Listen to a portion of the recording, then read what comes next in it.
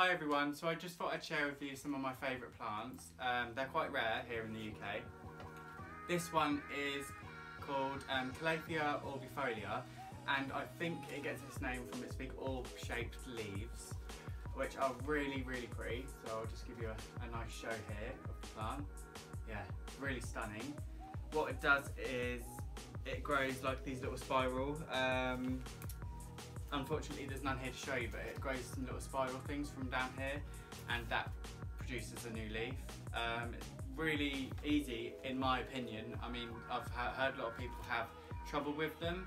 In my opinion it's quite easy. My house is quite humid, really hot in here at the moment with all the lights on and everything. But yeah, so in my house it does tend to do better than most people, but like I said, my house is literally like a jungle, so with all the plants and stuff. What I'd say to keep this happy in your home is buy a humidifier. They're really cheap. I think I got one from Lidl for like $14.99 a few weeks ago, and it's really good, does the job. I'm also looking at eBay, loads of humidifiers on there. So apart from humidity, what I do with watering is I'll water it. Oh, it's quite heavy still, it's just been watered. So when this pot feels light, that's when I water it, because you'll feel the difference from when you've just watered it to when it needs drink. Anything else? I think that covers it really, apart from light. Light, I have it near an east-facing window, and it receives light pretty much all day, but not direct sunlight. In the summer months I'll move it further away, and that's fine, because I don't want the sun to burn the leaves. Very delicate. I think from South America, but I will leave where it's actually from here because I'm not quite sure on that. So yeah, I'd say a very beautiful plant, and will get absolutely huge. I mean, look at the size of these leaves. They're bigger than my head, which is pretty awesome. Right, so I'm back with another beautiful plant. This one is Crocodile Fern, proper name here, because I am rubbish at saying the Latin names. But it is really pretty. I mean, look at that leaf. It's literally like I've skinned a crocodile and I've got it here in my bedroom. Yeah, so this one I'm quite new, so I can't really give you like spot on care tips, but it's a fern, so that pretty much means high humidity, medium to low light, but I think, in my opinion, that's what most like care tips are, that you give them low light. In my opinion, I give all my ferns bright light. I think it's better, because even in like low light outside is much higher light than low light inside would be, if you know what I mean. So yeah, basically I just love this fern. Look how pretty it is, look how amazing it is, and I'm in heaven when I saw this. I had to get it. It's just great. Isn't it just so pretty though? Crocodile Fern. Okay, so I'm back with another plant, and this one is anthurium clarinervium or something. I'll put it down there. You know the deal by now. But basically, this is an anthurium, and as you know, some other anthuriums we have, I'll put a picture of ones you might recognise. This is a more rarer variety, and it is so beautiful. Like, just look at them veiny leaves. They're literally so nice. I love them. I think this one, I just water it like the others when I feel it's dry. This one actually does need water right now.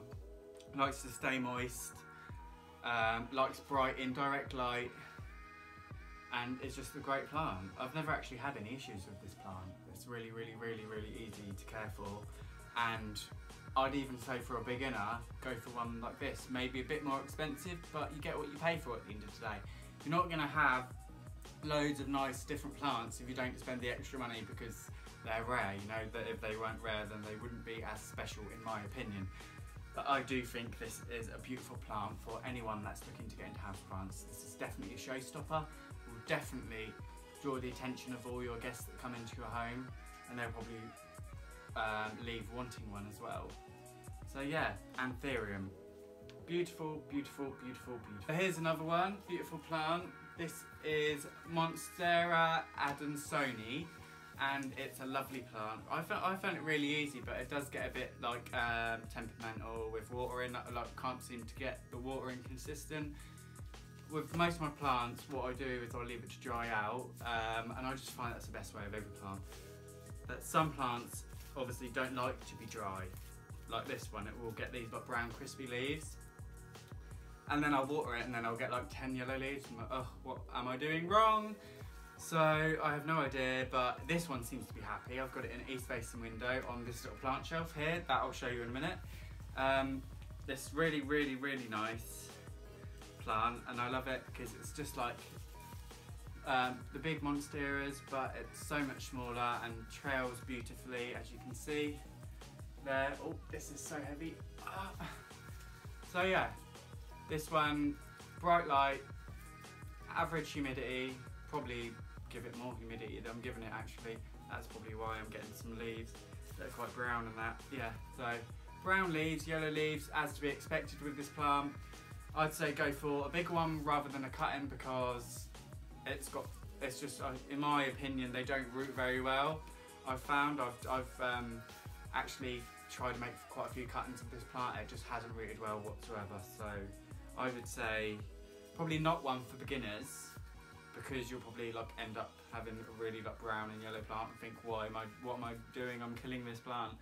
But I think for people who know what they're doing and expect maybe some brown leaves and some yellow leaves from time to time from their plants. I mean, not everyone can care for a plant exactly how it needs. Some plants will just be a bit like tricky sometimes, and that's okay. That's what, but I think that's what we love about plants, is when you have a sick plant and you make it better, or when a plant's not happy and then you suddenly find that sweet spot where it's like happy again.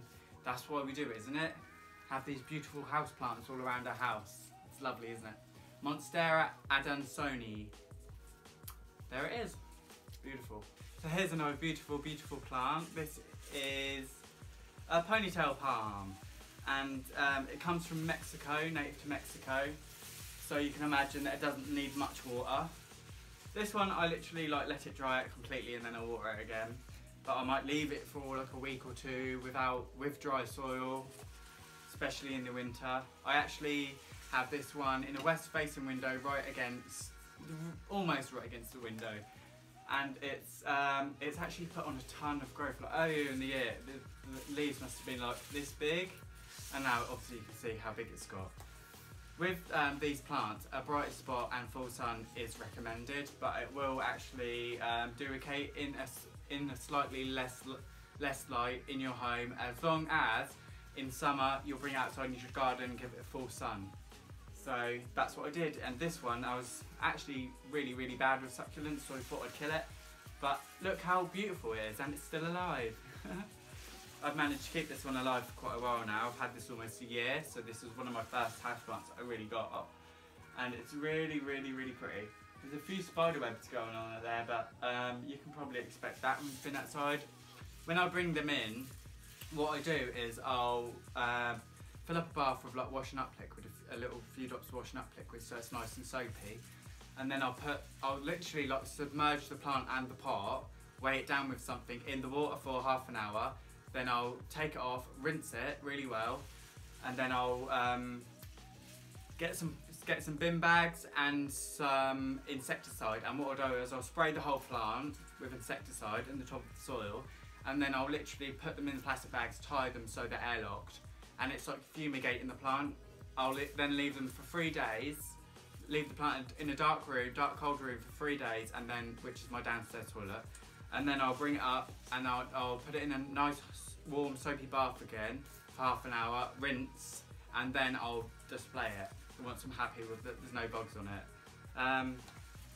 And there seems to be a spider that must be like a mutant spider that's just not died, but it keeps like flies off your plants, I guess, and it's doing okay. So yeah, this ponytail palm, they do come in tiny sizes or massive sizes. They're really like, the trunk is going to take ages to grow, so I would say get the size you desire and you're happy with to fit your home.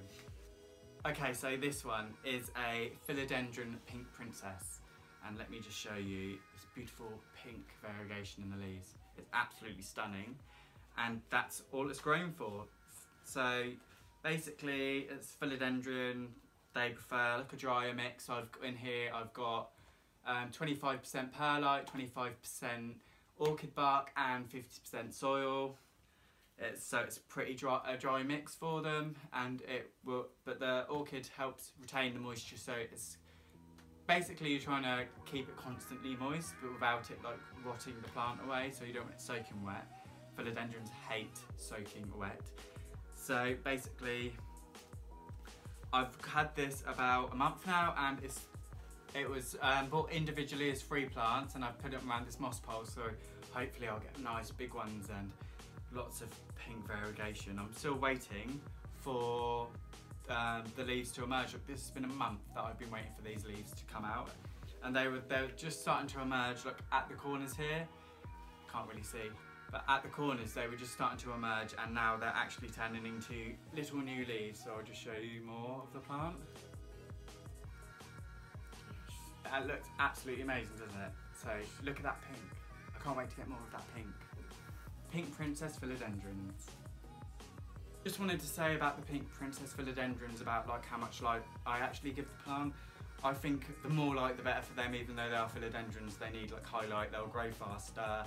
And I found that I've been dealing with like some of the leaves have actually just like black spot on there, so that's not great. And I've took them plants out of there and isolated them so it doesn't spread to the other one. But bright light if you can for them Pink Princess Philodendrons, and be careful because they are expensive. So this isn't a plant for beginners. This isn't one that you want to go out and spend however much on and it not be okay. So if you know what you're doing with plants, then buy one, I'd say. But if you're just starting to learn, and I'd say like hold off on this plant for a while and just go for ones that are easier. Maybe other philodendrons are so much easier, like philodendron Xanadu or monstera, for instance. That's a lot easier, and once you start to work out how to care for them, maybe think about it. But just thought I'd let you know that information. Right, so I think that will do for today. I've got about 101 things I need to get on with. So yeah, I hope you enjoyed me showing off some of my favourite plants and some of the rarest species. Let me know if there's any plants you want me to sort of like cover, and if you want me to do any different kind of videos, I'm here. I've got some proper lighting now, so you can see better video quality. I know like my first one, the quality wasn't that great, but now I've got lights. I've got a microphone coming, which is on its way, so the audio's not quite as loud as I'd like it to be, or quite as crisp as it should be here. I apologise for that, but bear in mind that it's on its way and it will get better. So if you would like to subscribe, probably that way, to my channel and keep updated for more. Thank you, bye!